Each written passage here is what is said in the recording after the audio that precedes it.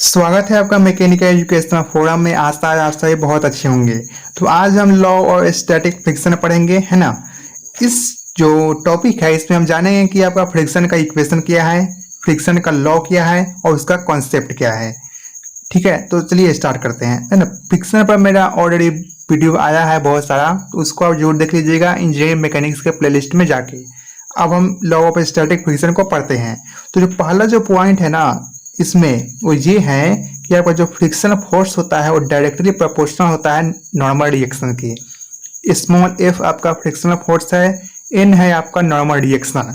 देखिए, अगर कोई ब्लॉक है या फिर कोई बॉडी है वो किसी फर्श पर रखी हुई है, तो इस ब्लॉक का कुछ वेट होगा। अगर इसका वेट W है और नीचे की तरफ लग रहा है डाउनवर्ड, तो ये वेट इस फर्श पर लग रहा है।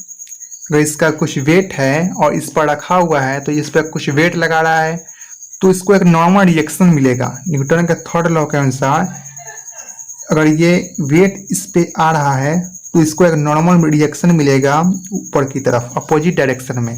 तो ये जो एन है ना, ये यही वाला एन है और फ्रिक्शनल फोर्स इसी एन के प्रोपोर्शनल होता है, डायरेक्टली प्रोपोर्शनल होता है। तो जब आप इस एन को म्यू को जब आप इस प्रोपोर्शनैलिटी के साइन को जब हटाएंगे तो आपको म्यू मिलेगा। ये म्यू कहलाता है आपका कोफिशिएंट ऑफ फ्रिक्शन। ठीक है ना, इसको हम अभी समझेंगे कि ये क्या होता है म्यू। दूसरा जो पॉइंट है यह है कि independent from the shape and size.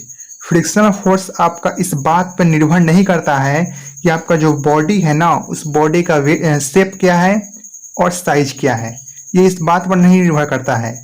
Frictional force की वैल्यू कितनी आएगी इस बात पर निर्भर नहीं करता है कि शेप क्या है उसका और उस बॉडी का साइज क्या है। फ्रिक्शन फोर्स की जो वैल्यू है वो इस बात पर डिपेंड करती है कि कोफिशिएंट ऑफ फ्रिक्शन क्या है, यानी म्यू क्या होने वाला है।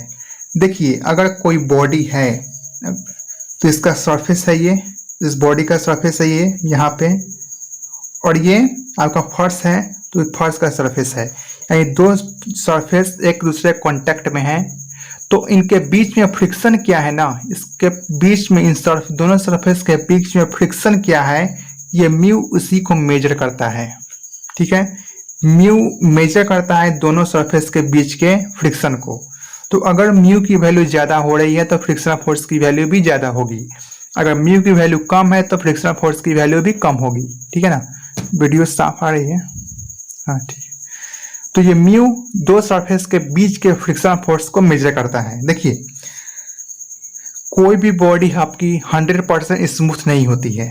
अगर आप इस बॉडी के सरफेस को देखेंगे, जो नीचे वाला सरफेस जो इस फर्श के साथ कांटेक्ट में है वो आपका कुछ इस तरह से होता है। अगर मान लीजिए ये स्केल है ना, आप देखेंगे एकदम चिकना है, लेकिन जब आप माइक्रोस्कोपिक लेवल पर जाकर इसको चेक करेंगे तो आपको ये हमें चिकना नहीं मिलेगा। इसमें कुछ ना कुछ है ना खुरदरापन जरूर होगा। इसकी का जो सरफेस है वो किस तरह से होगा, है ना, चिकना नहीं होगा ये।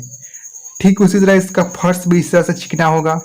और जब ये एक फर्श ये है नीचे वाला सरफेस और एक दूसरा सरफेस है ये, जब ये एक दूसरे कांटेक्ट में आएगा ना तो ये इसके पास चला जाएगा, ये इसके पास, तो ये एक दूसरे में फंस जाएगा, यानी इंटरलॉक हो जाएगा, इंटरलॉकिंग हो जाएगी।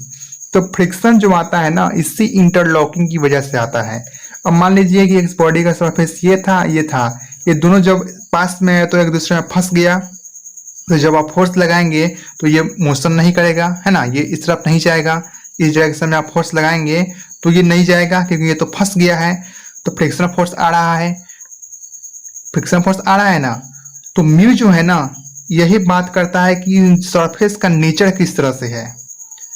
ठीक है, अगर म्यू की वैल्यू ज्यादा रही है यानी फ्रिक्शन फोर्स ज्यादा है, तो म्यू क्या है, नेचर बता रहा है इस सरफेस का। इस सरफेस का नेचर बता रहा है कि क्या ये जो आपकी सरफेस है चिकनी है या फिर खुरदरी है। अगर वैल्यू ज्यादा है म्यू की तो सरफेस आपकी खुरदरी है, अगर म्यू कम आ रही है तो चिकनी है, यानी नेचर है ये सरफेस का। ठीक है ना, सरफेस का नेचर है। तो यही खुरदरापन की वजह से फ्रिक्शन आता है। और जब आप बहुत ज्यादा फोर्स लगा खींच देखते हैं ना तो यही जो इंटरलॉकिंग है ना ये टूट जाती है। इस तरह से मान लीजिए सरफेस है, इस तरह से फंसा हुआ है। जब ज़्यादा फोर्स लगाते हैं तो ये इंटरलॉकिंग टूट जाती है और बॉडी आपकी मूव कर जाती है। इसलिए तो जब फ्रिक्शन ज़्यादा लगता है, दो बॉडी है उसमें ज़्यादा घिस जाता है ना, तो आप देखते होंगे चिकना हो जाता है। तो यही इंटरलॉकिंग टूटते रहता है हरदम, इस वजह से बॉडी चिकनी हो जाती है आपकी और खराब हो जाती है। तो ये डिपेंड करता है कोफिशिएंट ऑफ फ्रिक्शन पर, या फिर आप कह लीजिए ये डिपेंड करता है नेचर ऑफ सरफेस पे। इतनी बात क्लियर हो गई होगी। उसके बाद है friction force always acts in opposite direction to applied force. अगर ये बॉडी है, आप चाहते हैं कि बॉडी मेरे इस डायरेक्शन में मूव करे, तो आप इसी डायरेक्शन में फोर्स लगाएंगे, ये फोर्स लगाएंगे। और फ्रिक्शन आपका चाहेगा कि ये जो मोशन होने वाला है ना इस डायरेक्शन में, मैं इसको रोकूं, अपोज करूं, मोशन को मैं रेजिस्ट करूं। तो रेजिस्ट करने के लिए इसको अपोजिट डायरेक्शन में लगना होगा। तो ये फ्रिक्शन फोर्स आपका इस डायरेक्शन में लगता है।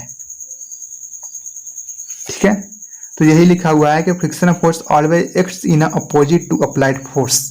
ठीक है ना। मेरा फ्रिक्शन का जो वीडियो है पहले का भी, उसको आप जरूर देखिएगा, तो आपको और अच्छे से क्लियर होगा फ्रिक्शन के बारे में। और इतनी बातें क्लियर हो गई होगी। ठीक है ना। अगर कुछ और जानकारी लेनी है आपको तो कमेंट सेक्शन में जरूर लिखिएगा। कोई और वीडियो चाहिए तो उसको भी आप जरूर लिखिएगा, इंजीनियरिंग मैकेनिक्स में या कोई भी दूसरे सब्जेक्ट में। और एक और बात, जैसे वीडियो के लास्ट में आपको एक फॉर्म मिलेगा फीडबैक का, उस फॉर्म को आप जरूर फिल कर लीजिएगा कि मैकेनिकल एजुकेशन फोरम के बारे में आपकी क्या राय है। उसको फॉर्म को जरूर फिल कर लीजिएगा आप, ठीक है ना, ताकि हम भी जान सकेंगे जो हमारे व्यूअर्स हैं वो क्या सोचते हैं मैकेनिकल एजुकेशन फोरम के बारे में। ओके, मिलते हैं नेक्स्ट वीडियो में। Thank you.